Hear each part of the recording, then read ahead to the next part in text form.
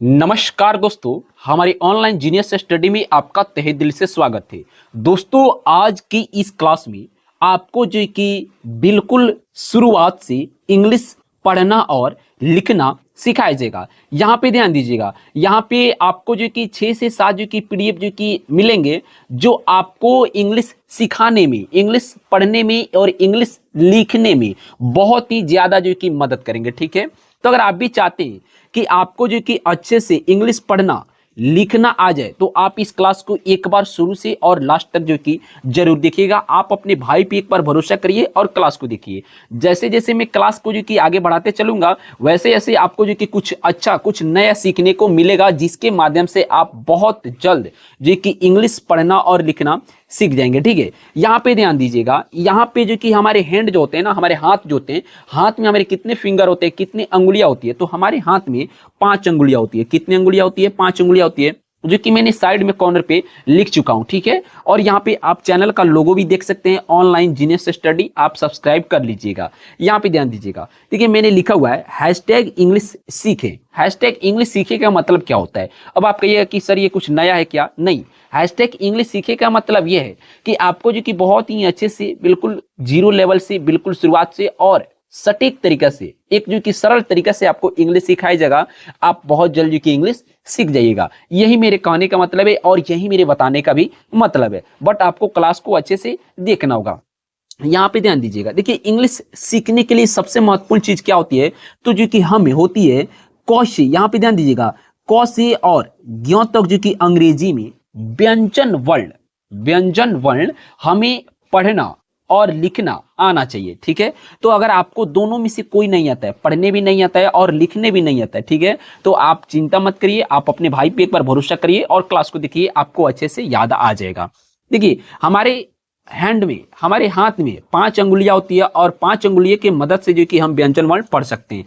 क 1 हो गया, ख 2 हो गया, ग 3 हो गया, घ 4 हो गया, अंग 5 हो गया। ठीक है, अंग कितना हो गया? 5 हो गया। अगर आपसे कोई पूछे व्यंजन वर्ण क ख, जो कि क ख ग घ अंग कितने अक्षरों के होते हैं, ठीक है, तो आप बोल सकते हैं कि ये जो कि व्यंजन वर्ण म तक 5 अक्षरों के होते हैं। ठीक है, म तक 5 अक्षरों के होते हैं, लेकिन वही जो संयुक्त अक्षरों में आता है, संयुक्त अक्षर जैसे य र ल व पढ़ते हैं, ठीक है, ये कितने अक्षरों का होता है, तो आपको वहां पे बताना है।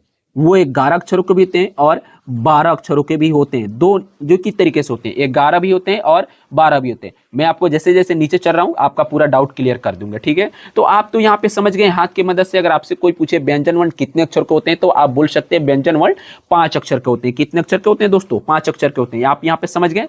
चलिए, बहुत अच्छी बात है।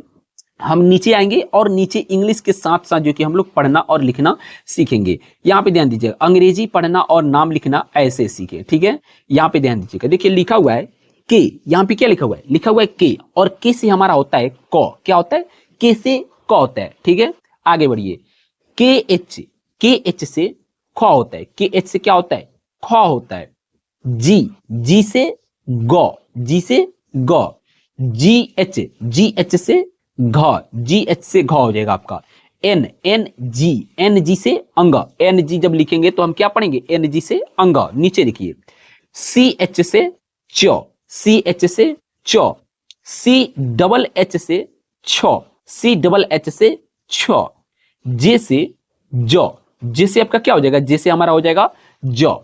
जे एच से झ, जे एच से झ।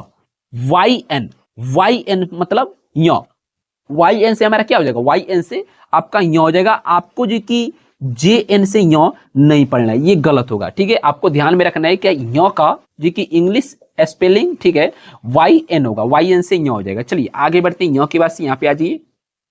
आपको सारी की सारी पीडीएफ जो कि आपको आपके व्हाट्सएप पे भेज दिया जाएगा। ठीक है, अगर आप पीडीएफ के माध्यम से पढ़ना चाहते हैं, पीडीएफ भी आपको चाहिए, तो आपको जो कि नंबर दिया जाएगा, उस नंबर पे आपको मैसेज करना होगा। जो भी दिक्कत होगा इंग्लिश रिलेटेड या हिंदी रिलेटेड, आप पूछ सकते हैं बेहिचक।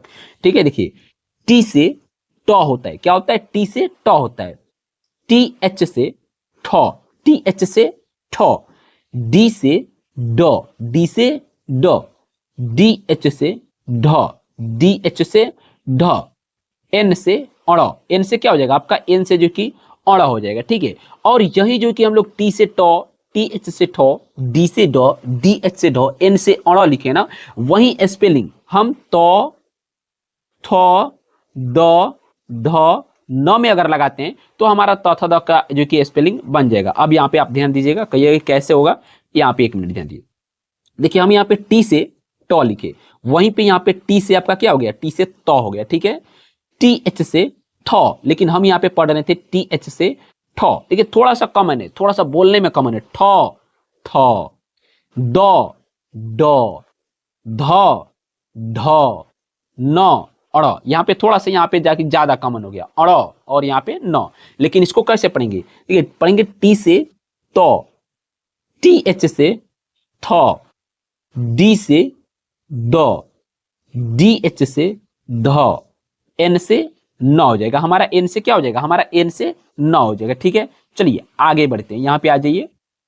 एन से न की बात से आगे यहाँ पे आइए। अब आपको थोड़ी सी जो कि परेशानी होगी, लेकिन समझने में जो कि, लेकिन कोई दिक्कत नहीं है, आप बहुत जल्दी जल्द सीख जाएंगे और समझ भी जाएंगे। देखिए पी से प हो जाएगा हमारा, क्या हो जाएगा, पी से प, पी एच से फ, पी एच से फ, बी से ब, बी से ब, बी एच से भ, बी एच से भ, एम से म, एम से आपका क्या हो जाएगा, एम से आपका हो जाएगा म, वाई से यो, वाई से यो, आर से र, आर से र, एल से ल हो जाएगा, एल से क्या हो जाएगा, ल हो जाएगा, डब्ल्यू से व।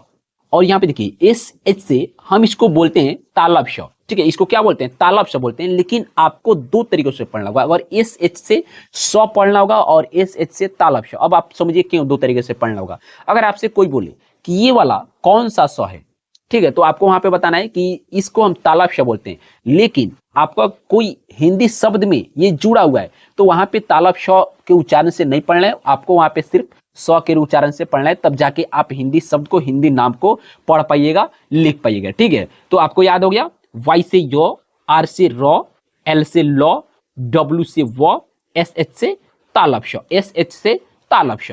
चलिए नीचे आइए, यहाँ पे आ जाइए। चलिए यहाँ पे ध्यान दीजिएगा, देखिए यहाँ पे लिखा हुआ है एस एच, फिर यहाँ पे आपका हो गया एस एच हो गया। तो अब एस एच का मतलब क्या है, तो अब एस एच का मतलब है मूर्धन्य श, मूर्धन्य श। अब आप कहिए कि कैसे पहचानेंगे सर कि तालब श कैसा होता है और मूर्धन्य श कैसा होता है और दंत श कैसा होता है। इन तीनों का नाम है तालब श, मूर्धन्य श और दंत श। लेकिन इन तीनों को यहीं तक जो कि पढ़ते हैं नाम पकड़ कर, नहीं तो इनका यहां से हटने के बाद सिर्फ एक ही रूप में पढ़ते हैं, श, स, स, ठीक है। देखिए जिसका हम बोलते हैं ना, हमारा एक जो कि तरीका है, पढ़ने का तरीका है, हम कहते हैं जिसका अगर मुंह मुड़ा हुआ हो, जिसका मुंह मुड़ा हुआ है उसको हम पढ़ते हैं तालब की तरह। जिसका मुंह मुड़ा हुआ है ना उसको हम बोल देते हैं तालब श, ठीक है। जिसका मुंह कटा हुआ है उसको बोलते हैं मूर्धन्य श, जिसका मुंह कटा हुआ है तो इसका मुंह कटा ही हुआ है, ठीक है। और ये दंत श, जिसका नीचे नीचे स्पेस है, नीचे खुला हुआ है। जैसे कि हमारे अगर मुंह खोलते हैं ना तो वहां पे हमारी दांतों जो कि अलग हो जाते हैं, वो दांत ऊपर हो जाते हैं और दांत नीचे हो जाते हैं। जब बोलते हैं तो वहां पे दंत स, दंत स, दांतों के माध्यम से। तो हम तीनों को इस प्रकार से हम बोलते हैं कि याद आपको एक बार में ही हो जाएगा, मूर्धन्य श, दंत स, मूर्धन्य श, दंत स। और इसको क्या बोलते हैं, इसको बोलते हैं तालब श, तालब श, ठीक है। तो यहाँ पे आपका भी हो जाएगा एस एच से मूर्धन्य श, एस से दंत श, ठीक है, एच से ह, के एस एच से संयुक्त छ, इसे हम पढ़ते हैं संयुक्त छ। हमने पढ़ा होगा एक च होता है, ठीक है, और एक छ होता है, लेकिन इसको सिर्फ पढ़ते हैं छ, लेकिन हम इसको क्या बोलते हैं, संयुक्त छ बोलते हैं। लेकिन वहीं अगर हिंदी नाम में जुड़ा होगा, ठीक है, हिंदी नाम में जुड़ा होगा तो वहां पे इसका उच्चारण सिर्फ हम क्या कहते हैं, छ से करते हैं, ठीक है, छ से करते हैं। तो के एस एच से क्या हो जाएगा आपका संयुक्त छ यानी छ, टी आर से त्र, टी आर से क्या हो जाएगा त्र, और जे एन, देखिए जे एन से आपका हो जाएगा ज्ञ हो जाएगा, जे एन से क्या हो जाएगा आपका ज्ञ हो जाएगा, ठीक है। तो आपने बहुत ही अच्छे से क से ज्ञ तक जो कि व्यंजन वर्ड इंग्लिश में तो सीख लिए, ठीक है। अब आप कहिए कि कैसे, आप बता रहे थे 11 और 12, जी हाँ बिल्कुल, एक बार समझिए। देखिए मैंने आपको ऊपर पढ़ाया य, र, ल, व, ठीक है, और एक पढ़ाया आपको तालब श, ठीक है। तो आप काउंटिंग करिएगा, 1 2 3 4 5 ये हो गया, ठीक है। और यहाँ पे 6 7 8 9 10 और एक ये क्या हो गया, एक गार हो गया। अगर वहीं में आपको एक जो कि स्र होता है, लेकिन ज्यादातर लोग नहीं बताते, मैं आपको बता रहा हूं, एक स्र होता है जैसे हम लोग बोलते हैं श्रीमती, ठीक है, श्रीनिवास। तो ये स्र आता कहां से, तो ये स्र वही है, यरा लॉ में आता है, जो ज्ञ के बाद जो कि आप स्र लिख सकते हैं, पढ़ सकते हैं, लेकिन खास करके इसका उपयोग ये आपको जो कि बाय द वे कोई बताता ही नहीं है, बाई चांस कोई कोई जो कि आपको बताते हैं, लेकिन मैं ये बता दे रहा हूं, इस स्र का बहुत महत्वपूर्ण है, बहुत जो कि अधिक जगहों पे और जहां पे लगता है वहां पे इसका मान आगे रहता है, पड़ा रहता है, ठीक है। तो ये स्र जो कि ज्ञ के बाद आता है, ज्ञ के बाद जो कि आपका स्र आता है, ठीक है। तो आपको ध्यान देना है, अगर ये स्र लग जाएगा तो आपको कितना हो जाएगा, पहले 11 था, और ये जब स्र लगेगा तो कितना हो जाएगा दोस्तों, आपका 12 हो जाएगा, ठीक है। आप कहिएगा कि स्र का स्पेलिंग क्या होता है, तो मैं आपको बता दे रहा हूं, स्र का स्पेलिंग होता है, ये वाला जो स्र है ना, इसका स्पेलिंग होता है SHR, SHR से स्र होता है, ठीक है। श्रीमती, श्रीनिवास, ठीक है, जैसे हम लोग बोलते हैं श्रीमान, ये होता है ना, तो ये स्र यहीं से आता है, यरा लॉ में क्या स्र है। चलिए आगे बढ़िए, यहां पे आ जाइए। देखिए अब यहां पे मेरे कहने का मतलब क्या है, क्या आप कभी इस अक्षरों पर ध्यान दिए हैं? जी हाँ, मैं आपसे पूछना चाहता हूं कि क्या आप कभी इस जो कि अक्षरों पे कभी ध्यान दिए हुए? नहीं दिए हुए। देखिए अंग, इसको हम क्या पढ़ते हैं, इसको हम पढ़ते हैं अंग, पढ़ते हैं ना, लेकिन आपने जो कि बहुत जगहों पे देखा होगा, बहुत से लोग जो कि जब ड लिखते हैं ना तो नीचे बिंदु देते हैं, लेकिन बहुत सी जगहों पे जो कि बिंदु नहीं रहता है, अगर आप कहिए कि जब बिंदु लगेगा तो क्या हम वहां पे डी के बाद कुछ लिखेंगे, जैसे अंग का स्पेलिंग होता है NG से अंग, ये अंग और ड देखिए बिल्कुल सेम है, लेकिन कॉमन कहां पे है, जो बिंदु है ना, तो अंग का बिंदु यहाँ पे साइड में है, बगल में, लेकिन वहीं ड के नीचे बिंदु है, ठीक है, ढ के नीचे बिंदु है। ये अड़, न, फ, व, छ, स्र, ज्ञ, ये क्यों है, इसको हम कैसे पढ़ेंगे, तो आप यहाँ पे ध्यान दीजिएगा। देखिए यहाँ पे अंग, तो अंग का स्पेलिंग आपको पहचान में आ जाएगा, NG से अंग, लेकिन पहचान तो स्पेलिंग आ जाएगा, लेकिन आपको ध्यान देना है कि ड इस तरीके से नहीं लिखना है। ड के नीचे ये बिंदु क्यों लगता है, ये ड के नीचे बिंदु क्यों लगता है, तो मैं आपको जो कि इस वीडियो में नहीं बता सकता हूं, क्योंकि यहाँ पे आपका कंसेप्ट क्लियर ही नहीं होगा।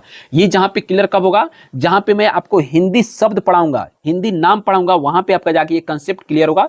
तो आप यहाँ पे समझिए, अगर ये बिंदु लगता है फिर भी डी ही लगेगा, बिंदु नहीं लगता है फिर भी आपका डी ही लगेगा, बिंदु लगने से कोई इसको दिक्कत नहीं है, बट पढ़ने के लिए कंसेप्ट जो है ना वो दूसरा चाहिए, तो वह मैं आपको दूसरे वीडियो में क्लियर करूंगा, यहाँ पे आपका कंसेप्ट क्लियर नहीं होगा। वैसे ही यहाँ पे ढ के नीचे जो कि बिंदु है, ठीक है ना, तो वहां पर भी DH से ढ पढ़ते थे, बिंदु लगने पर भी हम DH से ढ ही पढ़ेंगे। अड़ का स्पेलिंग क्या होता है, अड़ का स्पेलिंग हमारा N होता है, वहीं न का स्पेलिंग भी हमारा क्या होता है, N होता है। अब यहाँ पे आइए, देखिए फ, यहाँ पे हम लिखे हैं फ और आपको नीचे Y दिखाई दे रहा होगा, तो ये Y गलती से यहाँ पे ऐड हो गया है, उसके लिए मैं माफी चाहूंगा आपसे। यहाँ पे देखिए आपने पढ़ा होगा कि PH से भी फ होता है PH से फ, लेकिन आपने एक बार ये भी पढ़ा होगा कि F से भी क्या होता है, F से भी फ होता है। तो यहाँ पे PH से फ मैंने आपको तो सिखा दिया हुआ है, लेकिन यहाँ जो फ है ना, इसका स्पेलिंग जो कि आपको F से भी फ होता है, याद रखना है, F से भी फ होता है।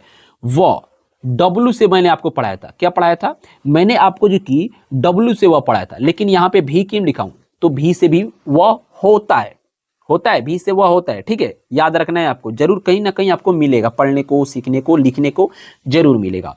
देखिए ये संयुक्त छ है, जो मैं आपको अभी यरा लॉ जो पढ़ा रहा था ना उसमें मिला हुआ था, ठीक है। तो वहां पे मैंने आपको बताया था कि KSH से संयुक्त छ होता है, लेकिन आपको ये भी ध्यान रखना है कि X से भी संयुक्त छ होता है, बहुत से लोगों को मालूम ही नहीं होगा, तो मैं उनको बताना चाहता हूं कि संयुक्त छ का स्पेलिंग जो कि हो ना X से भी होता है और KSH से भी होता है, और जो ये स्र जो कि मैं आपको बताया था खास करके इसका स्पेलिंग SHR ही होता है, और ज्ञ का क्या YN से ञ होता है, YN से ञ होता है, लेकिन YN से क्या ज्ञ होता है, नहीं होता है। लेकिन जो नहीं जानते, जैसे कोई कोचिंग संस्था चला रहे हैं, जो छोटे टीचर हैं, ठीक है, और उनको पता ही नहीं है, तो वहां पे जो कि JN का प्रयोग नहीं करके जो कि YN का प्रयोग करते हैं, तो वो गलती करते हैं, ठीक है।